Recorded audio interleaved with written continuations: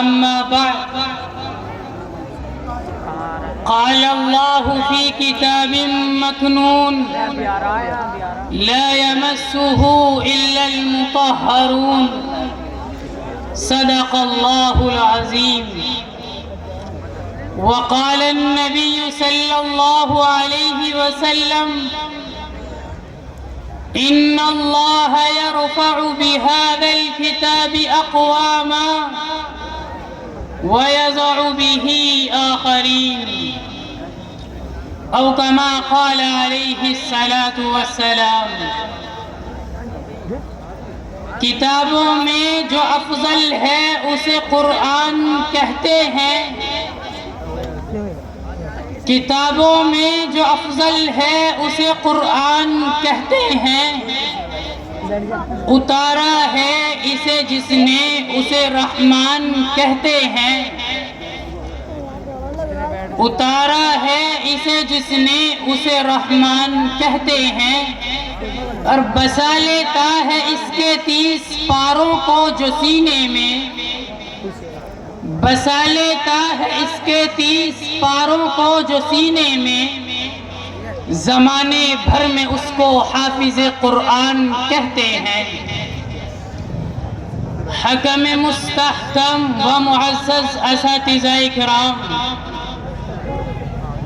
قرآن کریم رب دو جہاں کی جانب سے عطا کردہ وہ عظیم عطیہ ہے جس کو اللہ تبارک و تعالی نے میرے اور آپ کے آقا محمد عربی صلی اللہ علیہ وسلم کے قلب اطہر پر حسب موقع 23 برس میں نازل فرمایا، جو اللہ کی وحدانیت کا ایک بہترین ثبوت ہے، جو کفر اور شرک کے درمیان امتیاز کرنے کا ایک واسطہ اور آلہ ہے.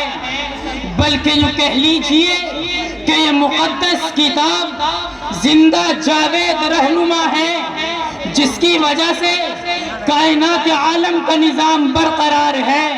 خود قرآن کہتا ہے ان ھذا القرآن یہدی للتی ہی اقوم، کہ یہی وہ قرآن ہے جو لوگوں کو سیدھے راستے کی طرف رہنمائی کرتا ہے.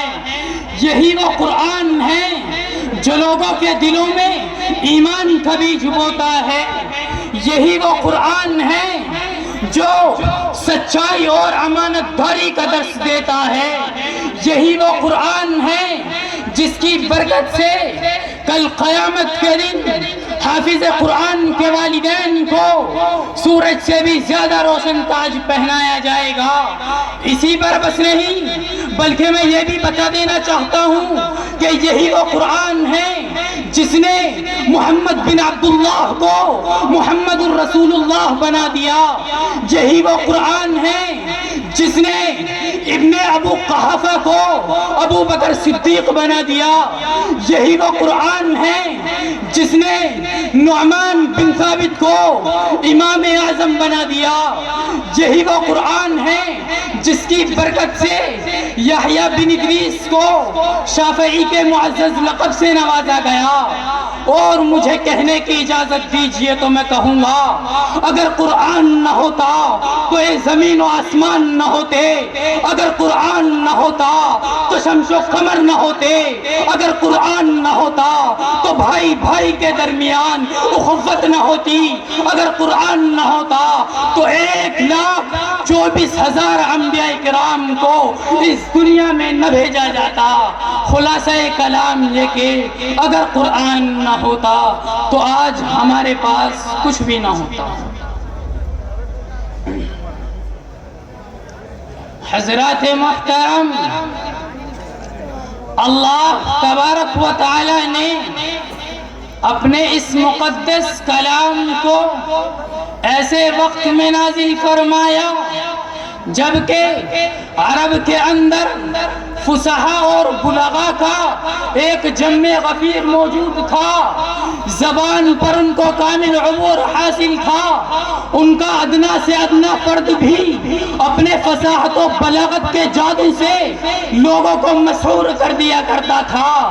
اسی کے ساتھ ساتھ وہ قوم بڑی غیور اور حوصلہ مند تھی، لیکن جب انہوں نے اس کلام کو کلام الہی ہونے سے انکار کر دیا کہ یہ کلام اللہ کا کلام نہیں بلکہ محمد کا اپنی طرف سے بنایا ہوا کلام ہے، اگر ہم چاہیں تو ہم بھی جیسا کلام پیش کر سکتے ہیں، تو قرآن نے ان کو چیلنج کیا کہ اپنی فصاحت و بلاغت پر ناز کرنے والوں، اگر تم کہتے ہو کہ یہ کلام انسانی کلام ہے، اللہ کا نازل کردہ کلام نہیں، تو تم بھی تو ایک انسان ہو، جاؤ اور اس جیسا کلام پیش کر دو۔